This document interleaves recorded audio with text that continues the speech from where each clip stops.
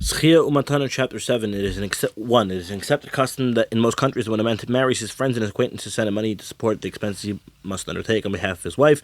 Then the friends and acquaintances send him this money, come and eat and drink with the groom during all or part of the 7 days of the wedding celebration. Everything should be done according to the accepted local custom. The money that is he sent is called shishvinish, and the people who send him the money and then come and eat and drink with the groom are called shishvinin. 2. Shishvinish is not an outright gift, for it is plainly obvious that the person did not send a colleague $10 with the intent that eat and drink is worth. He sent him the money solely because his intent that when he would marry, he would send him the money as he had sent him. Therefore, if sender marries a woman and the recipient does not return the shishvinish, the sender may lodge a legal claim against the recipient and expropriate the money from him. 3. He cannot lodge a claim against him unless he marries in the same way as he did. What is implied if Reuven married a maiden and Shimon sent shishvinish, and then Shimon married a widow, Shimon cannot demand that he return the shishvinish for you. Will tell him, I will return to you only for a maiden, as you gave to me.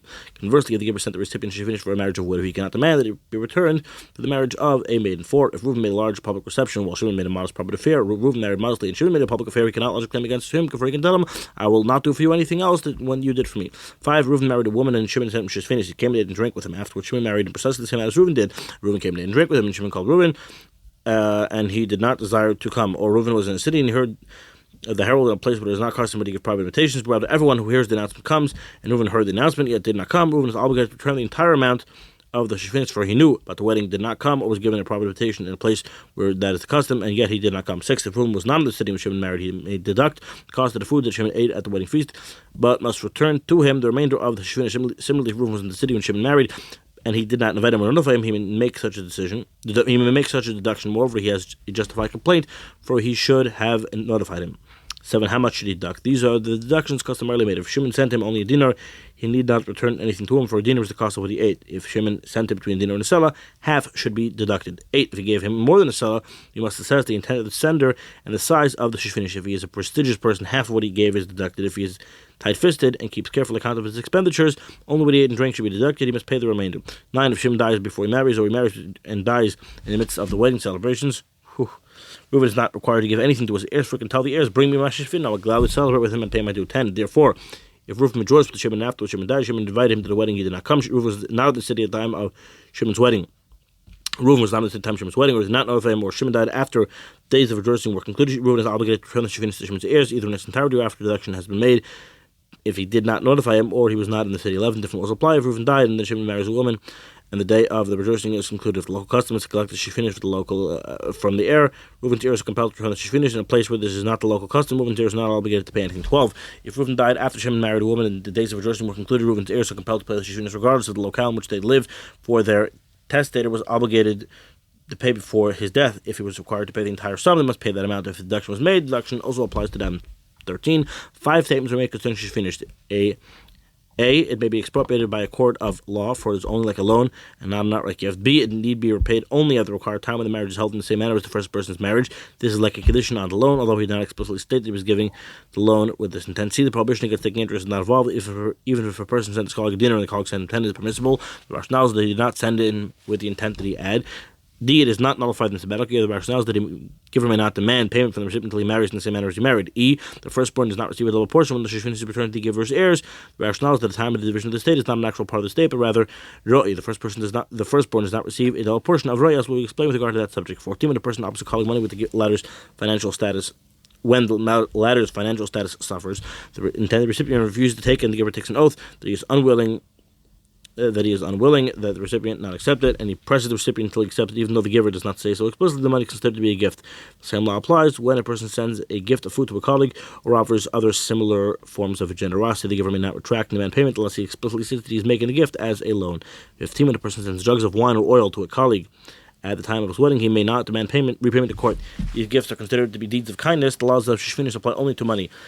Zechia Umatana, Chapter 8. 1. A blind, lame, or handless person, similarly one who feels pain in his head, his eye, his hand, his foot, or the like, is considered to be a healthy person with regard to all matters that concern his purchases, his sales, or gifts that he gives to. However, a person becomes ill to the extent that he feels weak throughout his entire body. Indeed, because of his illness, his strength is dwindled to the extent that he cannot walk on his feet in the marketplace. He is confined to his bed. He is referred to as a shchimina. The laws applying to a gift differ from those applying to the gifts given by a healthy person. What is implied when shchimina gives orders and says give so and so give so and so such and such and such and so and so such and such, and intended recipients require all the property apportioned to them when the sick person dies. This applies whether he issued his instructions during the week or on the Shabbos, and whether or not a written record was drawn up. Nor must his instructions be confirmed by a kinyan, for the statement of the Rishon not considered as if they have been written down and transferred. This is a rabbinic decree. Nevertheless, although it is only a rabbinic decree, our sages conveyed that this convention. Our sages conveyed upon this convention the power of scriptural law, so that the dying person will not become exasperated, knowing that his words are of no consequence. 3. Accordingly, if a dying man says, "Confirm my statements with a kinyan," we confirm his statements even on Shabbos, for this kinyan is unnecessary. 4. When apportioning his property, Shechina does not have to say, "You are my witness." Instead, whoever hears his statements may serve as a witness. The rationale is that a person does not speak facetiously at the time of his death. 5. When the Shechina orders that a gift be given to a fetus in the mother's womb, the fetus acquires the property. The rationale is that a person has unique feelings of closeness toward his son, as we have explained. 6. When the Shechina says, if a wife gives birth to a boy, she should receive a mana, but if she gives birth to a girl, she should receive 200 zuz. If she gives birth to a boy, receives a mana. If she gives birth to a girl, she receives 200 zuz. If she gives birth to both a boy and a girl, the boy receives mana, the girl 200 zuz. If she gives birth to a tumtum or an androgenous, the child should be given the lesser of the two amounts. 7. The following was applied when the Shechina is asked, to whom should your property be given? And he replies, I thought that I had a son or my wife. I thought that I had a son or the wife is pregnant. Now that I know that it's not a son or my wife is not pregnant, the property should be given to so and so. If it is discovered in fact he has a son or his wife is pregnant, even if afterwards the wife miscarried or the son died, the gift is not binding. 8. Ownership of a gift given by a Shechina is not transferred until after the death of the Shechina. No one acquires any of the landed property or movable property apportioned to him until after the death of the Shechina. 9. For this reason, we expropriate money to pay the ksuba and living expenses of the deceased wife and his daughter for the property that the Shechina apportioned to the intended recipient. The rationale is that his death. The rationale is that with his death, his estate became obligated to pay his wife the money due, virtual b'ksuba, and for living expenses, and the recipients of the gift do not acquire what was given to them until after the death of the Shechina. 10. When a document recording a gift given by a Shechina mentions a kinyan, whether it involves portion of the deceased estate or his entire estate, there are legal doubts about the matter. Perhaps he did not make up his mind to transfer ownership except via a legal document. In such an incident, the gift would not be effective, for a gift given by a Shechina takes effect only after the principal's death, and a legal document cannot transfer property after the principal's death. 11. If, however, a kinyan was made solely to augment the legal power of the recipient, e.g. was written and a kinyan was performed to amplify this gift, the gift is binding. 12. When a Shechina says compose a record, give it to so-and-so a mana, but he dies before the record was composed and the gift was given to him, the record should not compose, nor should the gift be given. We suspect perhaps the Shechina made up his mind to transfer the gift to the recipient via a legal document, and the legal document cannot affect the transfer after the principal's death. 13. If, however, he said compose a record solely to augment the legal power of the recipient, e.g. he said give so-and-so mana, then he added compose a record and give it to him. A legal record should be composed, signed, and given even after the death of the Shechina. 14. The following is applied when the Shechina apportions all his property unconditionally without retaining anything for himself. If he recovers the gift, it is retracted. It applies even if he confirmed his statements with a kinyan to augment the legal power of the recipient. Similarly, if it applies whether he apportioned all his property to one individual or two individuals. The rationale is that we assume he did not want all his property, that he did not want to give all his property to that person as a gift, as that was the recipient should not acquire anything until after he died. 15. If he retains anything for himself, either landed property or movable property, has given only part of his property as a gift. If such a gift was given without an explicit statement of intent, it is considered to be a gift given by a healthy man and is effective at the time it was written. Therefore, it is not retracted upon the recovery of the Shechina. It applies provided he confirms the gift with a kinyan. For a gift given by a Shechina, the Shechina is only part of his property acquires a kinyan, whether he recovers or does not recover. 16. When did he apply when a person gave a gift without making any explicit statement? In such an instance, we assess his intent and presume that since he retained property, his intent was to transfer the property during his lifetime, like the gift given by a healthy man. 17. If whoever the dying man explicitly said he's given the portion of his gift, a portion of his estate is a gift of the Shechina, which takes effect only after his death. There is only to confirm it with a kinyan, and if he recovers, it is retracted. If however does not recover, the intended recipient acquires that portion of the estate. If such a gift was confirmed by a kinyan, the intended recipient does not acquire the property portion to him unless the kinyan was intended to amplify the legal power of the recipient, as explained above. 18. Do not err. Should the dying man apportion all his property and state explicitly that he is giving everything as from the present, as a gift to take effect during his lifetime, such a gift does not govern the laws pertaining to the gift of Shechina. Instead, it is like any other gift given by a healthy person. The legal document reaches the hand of the recipient or the giver confirms the gift with the kinyan. The recipient acquires everything, and the giver cannot retract. 19. When a person says on his deathbed, when a person on his deathbed gives a gift and its legal record states in life and in death, or from my life and in my death, it is considered to be a gift given by a Shechina because it says in death. This applies whether the dying man apportioned all of his property or only a portion of it. The expression in death indicates that the intent is that the gift should take effect after the giver's death. It says in life only to settle the giver's mind and express a prayer that he will survive his illness. 20. Even though a person on his deathbed apportions all his property that he is known to possess, it is considered that he apportioned only part of his estate. If the Shechina confirmed the gift of the kinyan, and then recover, the gift is not retracted. The rationale is that we suspect that he owns other property in a distant country. This law applies unless the Laman says, all my property that is these. Or unless it is the common assumption that the person only owns the property with a portion. In such an instance, the gift is considered to apply to all his property. 21. The following is portions all his property to other people. We see whether it appears that his intent was to divide the estate. If this is so, if he dies, all the intended recipients acquire the property designated for them. If he recovers, all the gifts are retracted. If not apply, however, if it appears that he was reconsidering the matter, e.g., after he made a gift with which he left over a part of the property, he paused and then a portion more, and then paused and a portion more, confirmed each of the gifts with the kin. If he dies, all the intended recipients acquire the property designated for them. If he recovers, only the final gift he designated retracted for this person alone was given all his remaining property. 22. When a Shchibad signs over all his property to one of his servants, and then recovers, the gift of the property is retracted. The gift of freedom to the slave, however, is not retracted, for he has already gained the reputation of being a free man. 23. When a Shchibad portions his property because of his impending death, i.e., he thinks he will die, and this is obvious from his words, even though a kin is made to confer the gift to a portion, a gift of a portion of his estate. If he recovers, the gift is retracted. 24. When a person goes out to sea or on a caravan journey, is being transported in chains, or is dangerously ill, having fallen sick suddenly with a severe infirmity, any of these four individuals is considered to be a person who apportioned his property because of his impending death. His statements are considered as if they are written down in a legal document. His property has already been apportioned. If these individuals die, their instructions are carried out. If they are saved, however, if they are saved and recover, even though a kin is made to confirm the gift of a portion of his estate, his gift is retracted as law regard to anyone who apportions his property because of his impending death. 25. The following laws apply when Shchibad passes from one sickness to another. If he does not recover and does not walk unsupported in the marketplace, the gift that he gave is binding. 26. Different rules apply when a dying man stands and walks supported between the sickness in which he apportioned his property and the sickness from which he died. We have physicians assess whether or not he died from the first sickness that affected him. If this is so, the gift is binding. If not, the gift is not binding. If he walked in the marketplace without support, no assessment is necessary, and the gifts that he originally gave are nullified. 27. When there is a record of an oral will made by Shchibad that does not say he died because of the sickness during which he apportioned his property, and the witnesses are not present to corroborate this, the gift is nullified despite the fact that he died, for his death is not proof that he did not recover. Perhaps he recovered from the sickness during which he apportioned his property and then contracted another sickness and then died. Therefore, the property is presumed to belong to the legal heirs unless a recipient of the gift brings proof that he died because of the sickness during which he apportioned his property. Zechia chapter 9, woman. The Shchibad instructs those listening to the apportionment of his property, do not reveal this gift and do not tell anyone about it until after my death. The gift is binding. It is not considered to be a hidden gift at the time when the transfer takes place, i.e. after the testator's death. The testator said reveal the matter. 2. When a person who apportions his property because of his impending death does not have to say publicize the gift, even though it's written without any specific instructions. We do not assume that the intent was that it be hidden. 3. When Shchibad says, let so-and-so take all my property or part of my property, unless he used the verb take hold of, acquire, obtain, they are all expressions connoting a gift. Similarly, if he says inherit or receive as inheritance, when the intended recipient is fit to inherit the property, the intended recipient acquires it. 4. If Shchibad says, may so-and-so benefit my property, may he stand in it, or may he be supported by it, the intended recipient does not acquire the property. 5.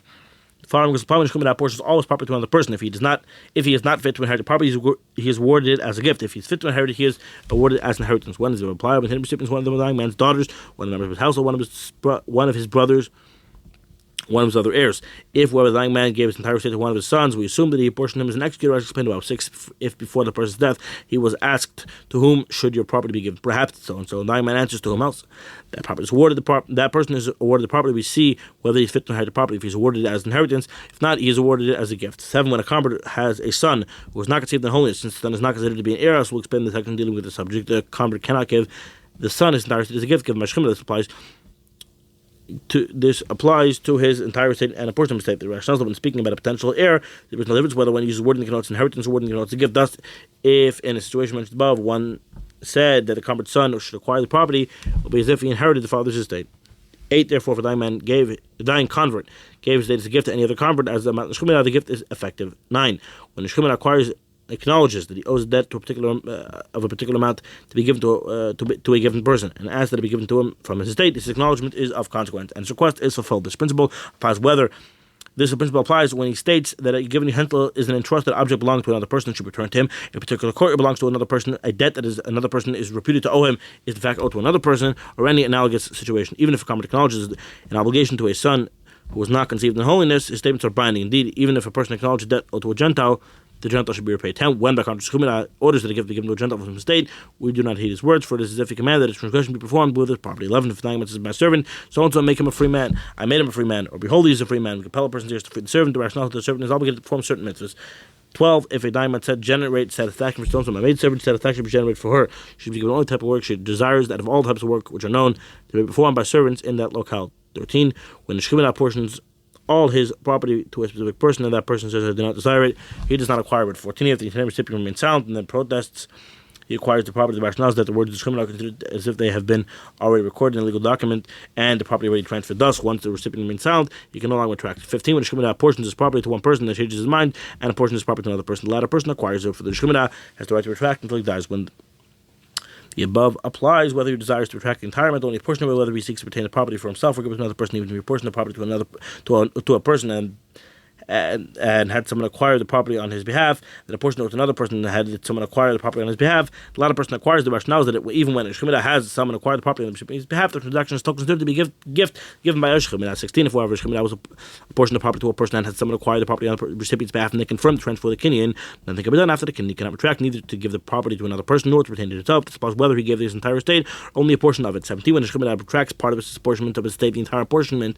is nullified. What is implied if he gave all his property to one person and confirmed the gift of the kinyan to bolster the recipient's legal power, and the retracting give part of his money to another person that confirms the gift for the kinyan to bolster the second recipient's legal power. The second person acquires the property is given. The first person does not acquire anything. This applies whether the Shechina recovers or dies. 18. The following was bound. The dying man gave a portion of his estate as a gift and confirms this with a kinyan, and then gives his entire estate to another person and confirms this gift with a kinyan to bolster the recipient's legal power. If the Shechina dies, the first recipient acquires the portion given to him, and the second recipient acquires the remainder. If the Shechina recovers, the first person acquires the portion given to him, and the second recipient does not acquire anything. And when the Shechina consecrates all his property without retaining anything, declares his estate ownerless, or divides his estate among the poor. If he recovers, he retracts everything. 20. If a person conducts a sale while it's Shechina, the sale is binding even if he recovers. 21. Different rules apply when by contrast the dying man sells his entire estate. If the money itself that he received from the estate for the estate is still in his possession, he may retract if he recovers. If, however, he spent the money, he cannot retract. 22. The following laws apply when a legal document recording a gift is brought before us and it does not explicitly state whether the giver was healthy when he gave it or whether he was a Shechina.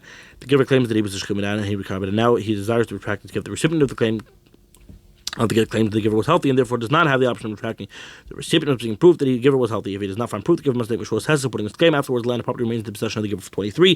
Different must apply, however, if the gift involved movable property, and that movable property is now in possession of the recipient. The recipient could claim the movable property is mine. He is allowed to retain certain possession. He is allowed to retain possession of the movable property, provided he extorts that the giver was healthy when he gave the gift. 24. The following was applied when a person dies and the legal document recording a gift is discovered tied to his thigh, even though a document signed by witnesses mentions that a kinyan was undertaken to bolster the legal power of the recipient. The documents of no consequence. We assume the Shechina had it written. He changed his mind and retracted his gift. 25. If through the legal document the person transfers ownership of the property to another person, whether he's a legal heir or not a legal heir, everything stated within takes effect, as is true with regard to all gifts given by the Shechina. 26. Similar laws apply when the Shechina has a promissory note composed stating that he owes money to a particular person, to one of his sons or to one of his other heirs, and he trusts that document with third property. He tells the third property, hold this in your possession, but does not make any further statement, or tells them, leave this until I tell you what to do with it, and dies before making any further statements. The document is of no consequence.